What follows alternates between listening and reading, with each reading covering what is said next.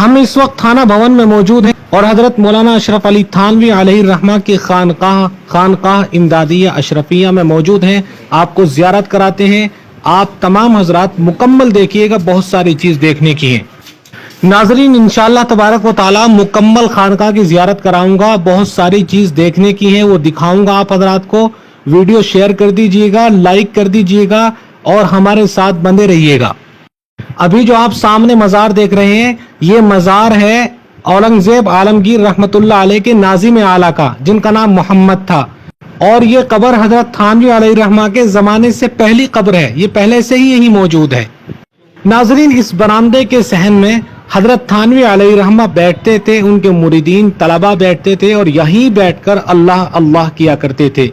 ये हजरत थानवी अलैहि रहमा के ज़माने से पहला है, क्योंकि ये हाफिज जामिन शहीद रहमतुल्लाह अलैह और हाजी इमदादुल्लाह मुहाजिर मक्की रहमतुल्लाह अलैह का कमरा है। इन दोनों कमरे को आपको दिखाता हूँ इंशाअल्लाह तबारक व तआला। तो चले अंदर चलते हैं।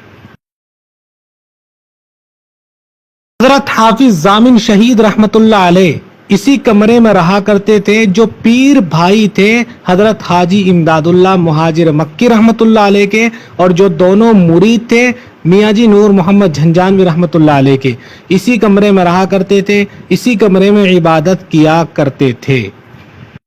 जिस जगह अल्लाह वालों ने अल्लाह की इबादत की हो, ऐसी जगह पर बरकत के लिए नमाज पढ़ना ये बहुत बड़ी बात होती है। लोग नमाज पढ़ रहे थे, हमने भी अल्हम्दुलिल्लाह अल्लाह के फजल व करम से नमाज अदा की, अल्लाह ताला से दुआएं की। आप भी यहाँ आइए और अल्लाह ताला से दुआएं कीजिए, इंशाअल्लाह ज़रूर आपकी दुआ कबूल होंगी। नाज़रीन, ये जो कमरा आप देख रहे हैं, ये कमरा है हजरत हाजी इमदादुल्लाह मुहाजिर मक्की रहमतुल्लाह अलैह का।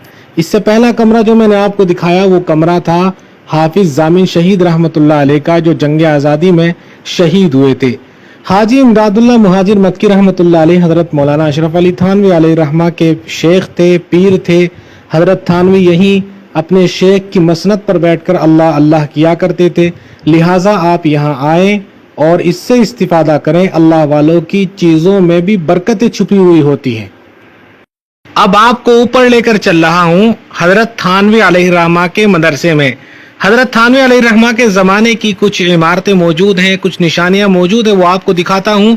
और इसमें हजरत थानवी अलैहि रहमा बच्चों को पढ़ाया करते थे, यानी जो उलमा हजरत थानवी अलैहि रहमा के मदरसे से तैयार होकर निकलते थे वो यही पढ़ते थे। और वैसे आज भी ये मदरसा मौजूद है। अगर आप दाखिला लेना चाहें, आप तालिब इल्म हैं, तो यहाँ आ सकते हैं और दाखिला ले सकते हैं।